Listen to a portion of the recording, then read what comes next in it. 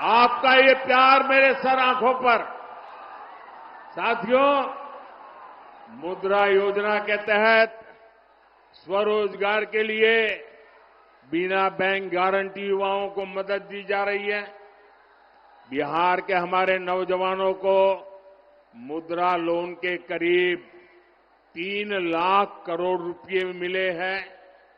लेकिन साथियों, हमारे इन प्रयासों के सामने एक बहुत बड़ी चुनौती खड़ी है और वो चुनौती है घुसपैठियों की। एनडीए सरकार पूरी मक्कमता से और पूरी ईमानदारी से जो घुसपैठिए हैं एक एक की पहचान कर रही है और घुसपैठियों को देश से बाहर निकालने में जुटी है।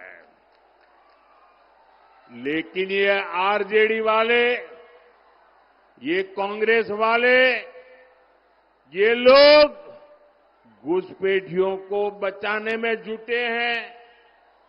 ये घुसपैठियों को बचाने के लिए भांति भांति के झूठ फैलाते हैं, गबगोले फेंकते रहते हैं, लोगों को गुमराह करने के लिए राजनीतिक यात्राएं निकालते हैं। साथियों, आप मुझे बताइए, आप मुझे जवाब देंगे? नौजवानों, आप मुझे जवाब देंगे? मैं पूछूं, आप मुझे बताइए, ये घुसपैठियों को बिहार से बाहर करना चाहिए कि नहीं करना चाहिए? घुसपैठियों को निकालना चाहिए कि नहीं निकालना चाहिए? जो जहां से आए वहां भेजना चाहिए कि नहीं भेजना चाहिए? साथियों, आरजेडी कांग्रेस को अगर गलती से भी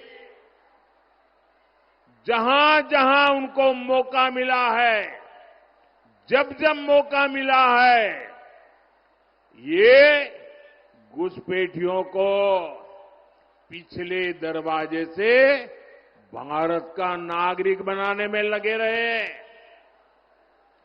और वो सिर्फ आकर के किसी के घर में ठहर जाते ऐसा नहीं है। एक घुसपैठिए आपके खेतों पर कब्जा करते हैं, दुकानों उद्योगों में घुसपैठियों को ही काम मिलना हो जाता है। आपके बच्चों को उनको काम का जो हक है, वो हक ये घुसपैठिए छीन लेते हैं, उनको मिलना शुरू हो जाता है।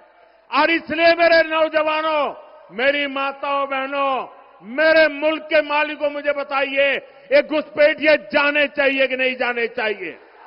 ये घुसपैठियों को हटाना चाहिए कि नहीं हटाना चाहिए? साथियों, घुसपैठियों का ठीक से हिसाब हो। आप मुझे बताइए, ये घुसपैठियों का हिसाब कौन कर सकता है? जरा बताइए, घुसपैठियों को कौन निकाल सकता है? ये घुसपैठियों को कौन निकाल सकता है?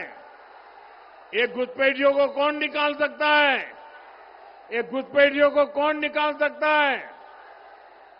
मोदी नहीं, आपका एक वोट निकाल सकता है। आपका वोट, आपके वोट की ताकत है, वो घुसपैठियों को निकाल करके रहेगी।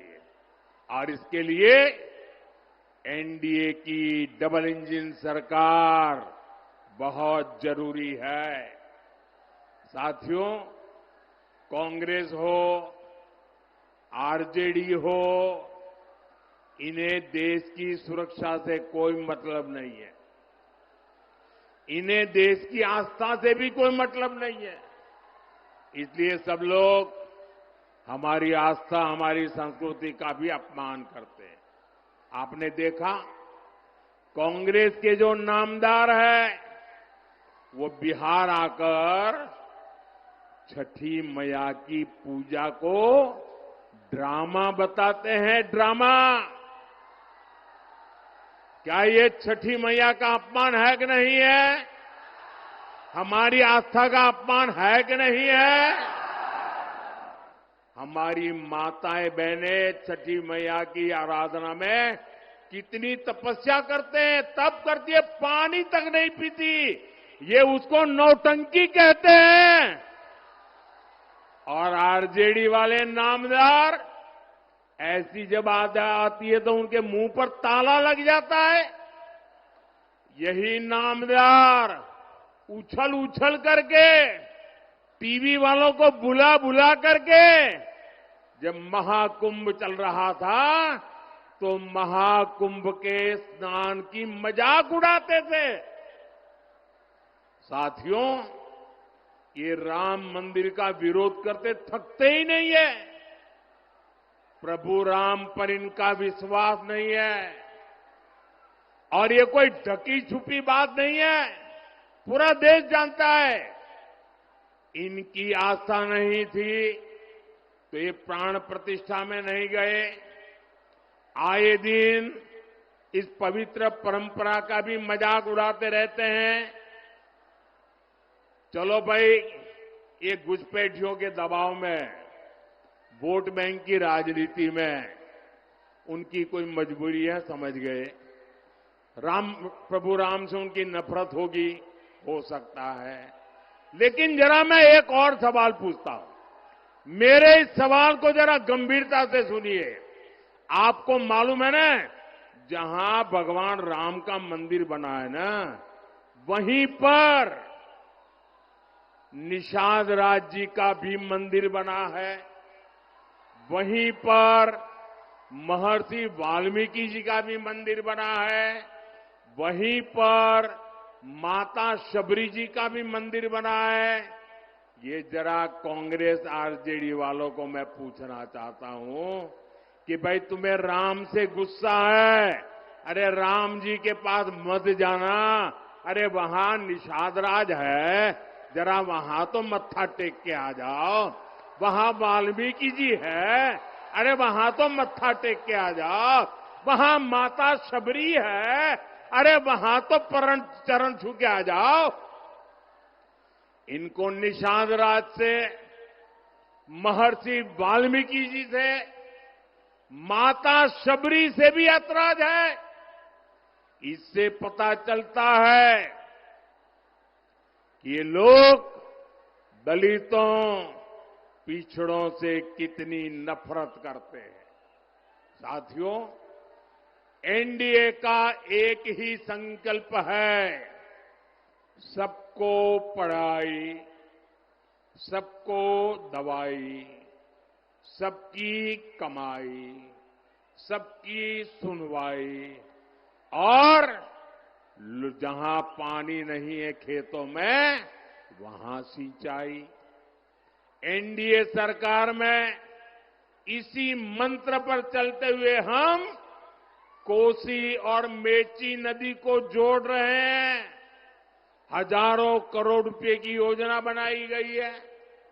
लक्ष्य यही है कि बाढ़ की चुनौती कम हो और किसानों को सिंचाई की सुविधा मिल सके।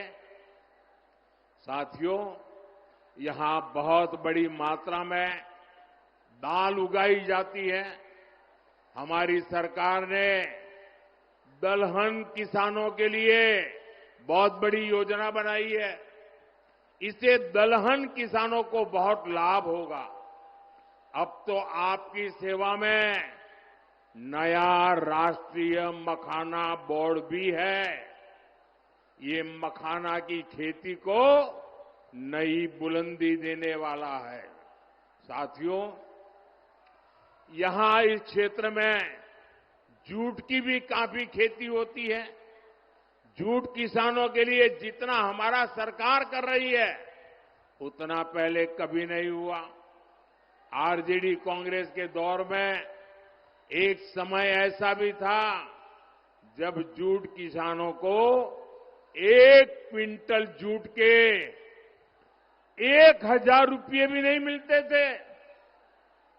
ये एनडीए सरकार है जिसने आपके हितों का ध्यान हमेशा रखा। आज 1 क्विंटल जूट एमएसपी 5,600 रुपये से ज्यादा हो गया चुका है। 5,600।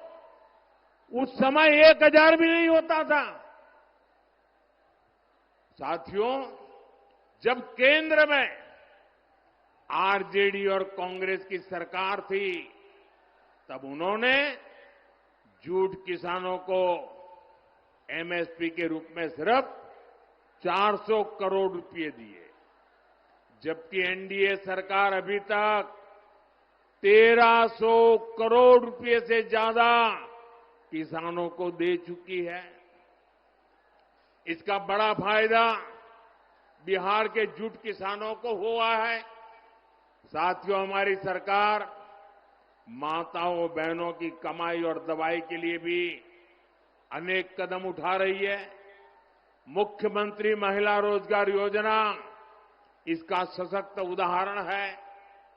इसके तहत बिहार की 1,40,00,000 बहनों के खाते में 10-10 हजार रुपये पहुंच चुके हैं।